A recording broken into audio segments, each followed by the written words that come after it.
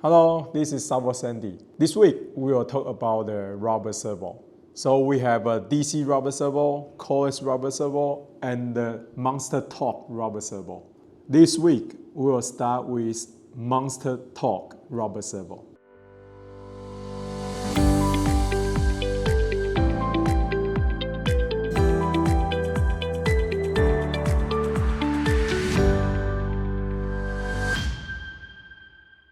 This one is a Monster Torque robot servo. So this one is a special design. You have a different special size on this one. And also we design for the quick release connect for your wire. So you can change different lengths of a wire on this servo. And also the two sides output shaft. And also we have a design on the heat sink.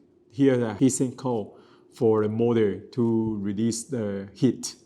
And this servo can use on 12 volt. And the torque will be more than 70 kilogram. And speed is 0.19.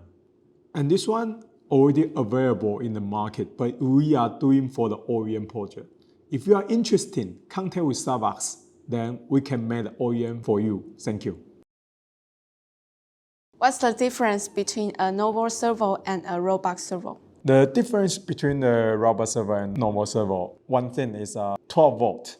Most of the robot servo you can use on the 3X, and the normal servo normally is only 2X on the voltage. Another difference is that for the normal servo you have a standard size already fixed, but for the robot servo you can change in different sizes, and also the signal difference. So what is the signal type for a robot servo? For the robot servo right now, the SAVOX we doing RS485, TTL and PWM signal. Why does SAVOX use the quick release design?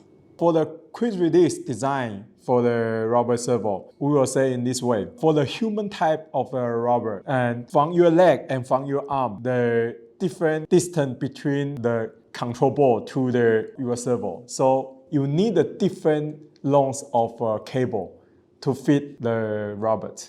That's why we design in the quick release, so you can change different lengths of a wire. Thank you.